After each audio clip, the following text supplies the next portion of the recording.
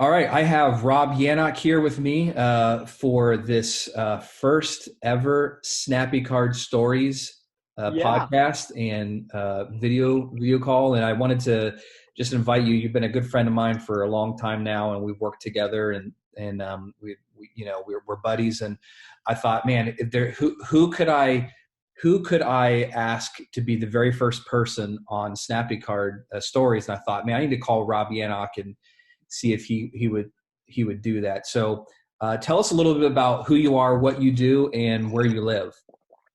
Well, fantastic, Jason. First of all, it's great to be with you this morning and just hang with you since we try to hang out at least once or twice a month. We can't do that in person, so this is almost as good, right? Yeah, and that's because of Well, the coronavirus. So people are watching, right? So right, we're in the middle of it. exactly. We're staying home and we're staying safe and doing what we're supposed to do.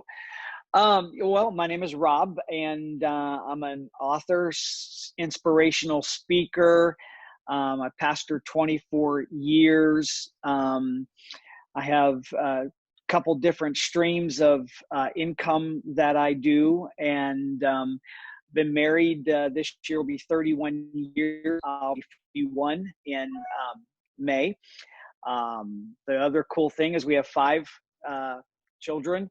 Our oldest daughter, her and her husband had our first grandchild a month ago, and so I am now a grandpa.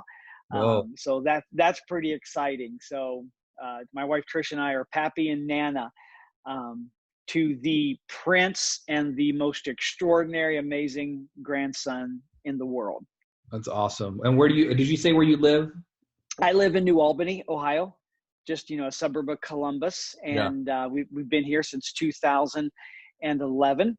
And actually, like I said, I have a few books that are out. My latest one is Your Ultimate Comeback: How to Get Up When Life Knocks You Down, and it's doing quite well. Hey, there it is. Nice.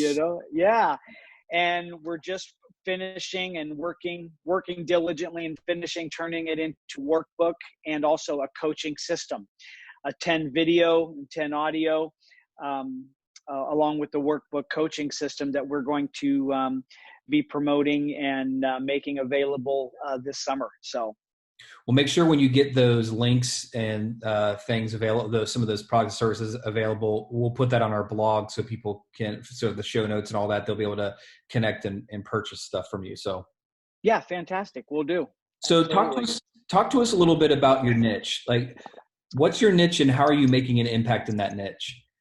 Well, Jason, besides, helping people for the last 30 years of being active in ministry and pastoring, um, I have just basically been coaching and helping individuals, entrepreneurs, business owners, and actually a lot of executives, and just on getting better. And, probably my niche would be my message. My life message obviously inspires hope and builds faith into individuals and organizations and companies, but also on the basis of my new book, Your Ultimate Comeback, failure and mistakes is just a part of life. And the highlight of my message that I want to give to people and organizations and companies and business, especially at this time, is that you can experience an ultimate comeback. Just because we're in this season of coronavirus and businesses are shut down, people have lost their jobs.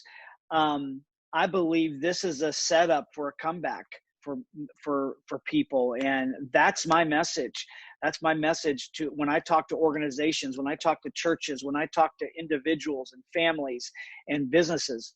That's my message to them, and not just encouraging them and inspiring them, but giving them practical how-tos to make that happen. Yeah. Yeah. And it's so needed, it's like all of us, I'm an entrepreneur as well. And, I was telling guys this week, I was talking to some people in my business and just trying to encourage them. And I said, we got to redefine the word failure.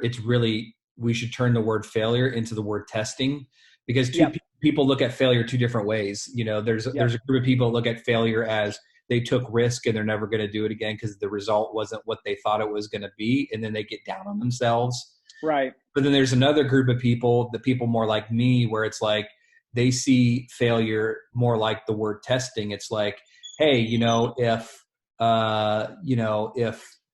this didn't work, then I'm going to try something else and figure out what does work, So, Right.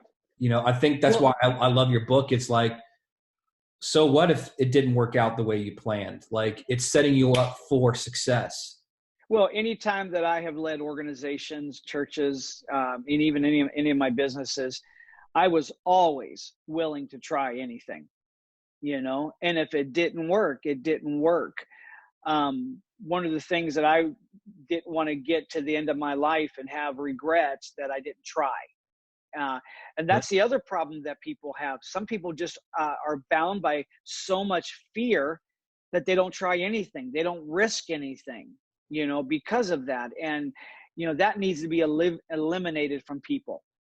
I think people are more afraid of the feeling of something not working than they Yeah, are about the actual event of it not working. I think that for some reason our society has produced a lot of people that are could be insecure, or the parents didn't support them right, or whatever it might be. And so they get down on themselves when something doesn't work out, and they take it so sure. personal, like they don't have value, they don't have worth, they don't Yeah, have what it takes to succeed. And that's a lie. It's not the truth at right. all. In fact, that they're amazing, brilliant people with brilliant ideas.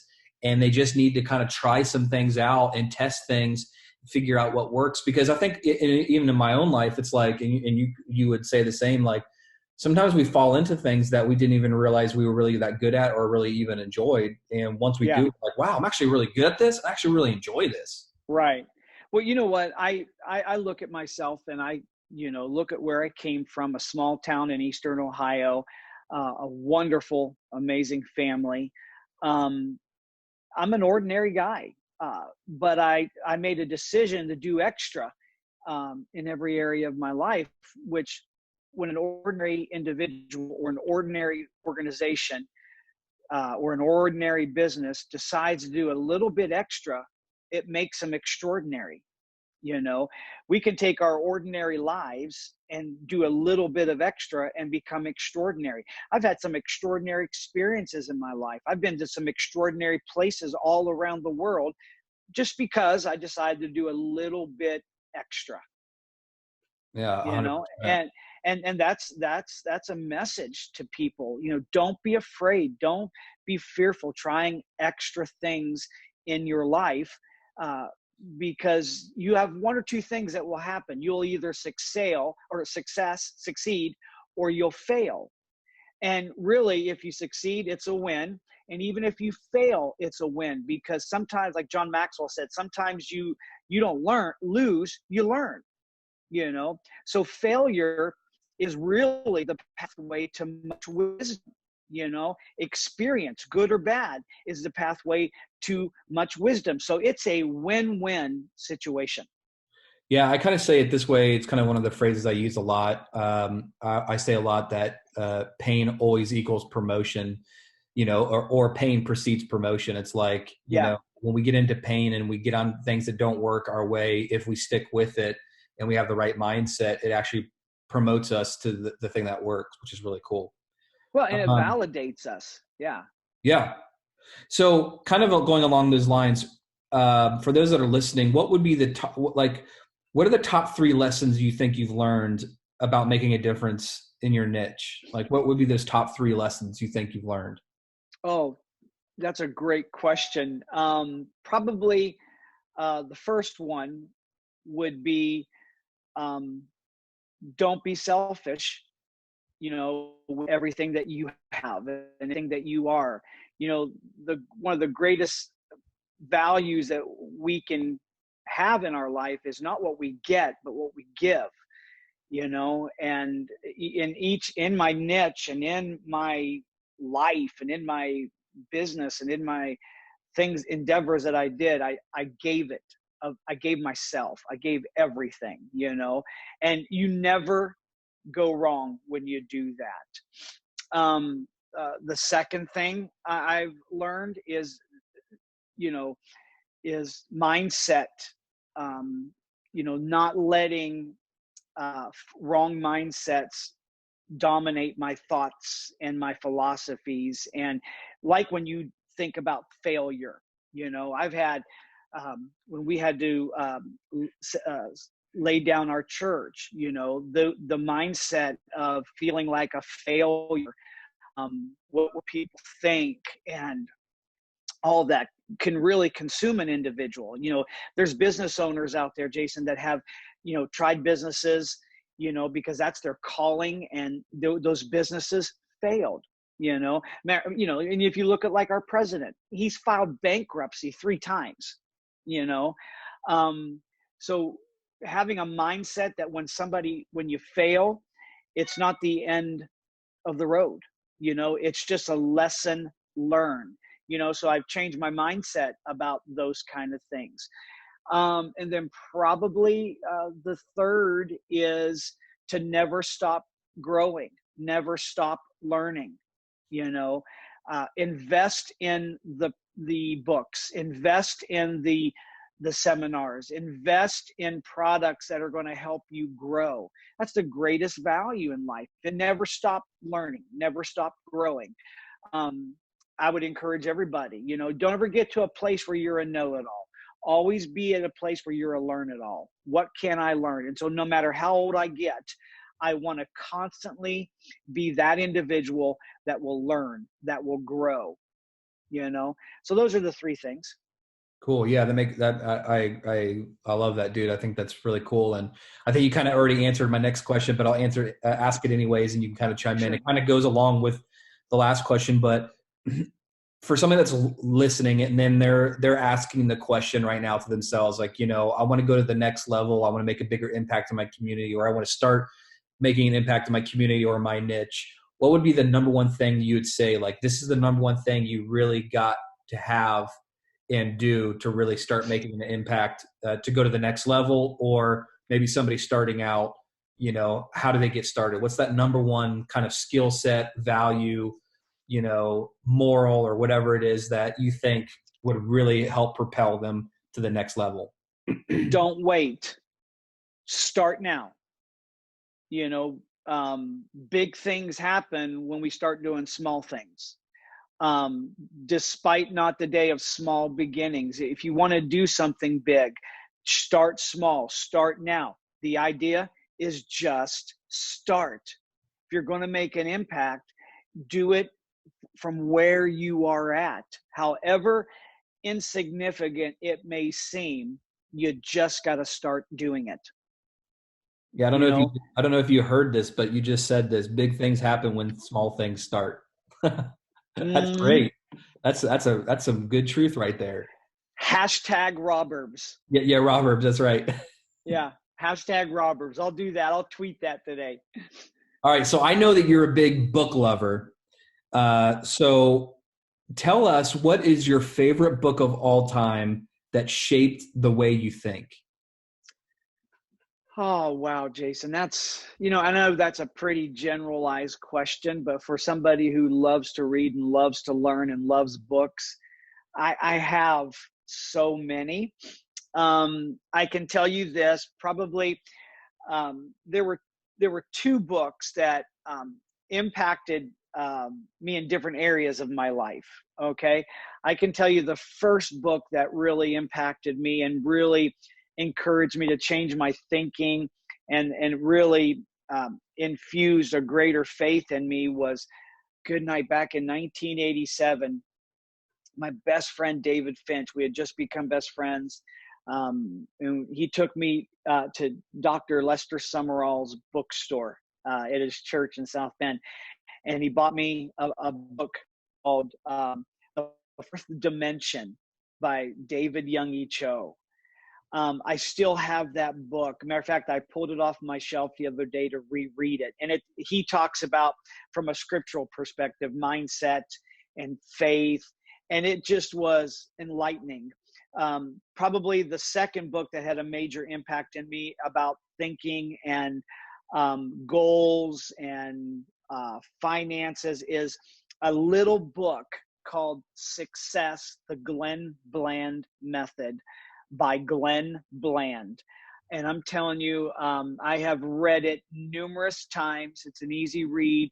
It's practical, but it's been life changing for me. Yeah. And then, I have some other business books that have really impacted me. It's like, I think everybody should read Can Grow Rich by I have read it probably 5 times over the years. Just reread it again last year, and finished it in 5 days and underlined it. Think and Grow Rich is another great book that has helped many, many people. So it all depends. If you ask me what's a good book on prayer, or what's a good book on meditation, or what's a good book on sales, I could give you options, but probably those 3 have been impacting to me in my life. I know you're cutting up there for the very first book when you said the title. What was the title of that first book you said? The Fourth Dimension. That's by right. David Youngie Cho. Okay. Yeah. Good. And then the other one was the Glenn Bland Success, the Glenn Bland Method by Glenn Bland. Okay. So those were 2 fantastic books. And then, of course, I tell you what's a really great book that's helping people all over the world. Yeah. Your ultimate comeback. That's right. Yeah.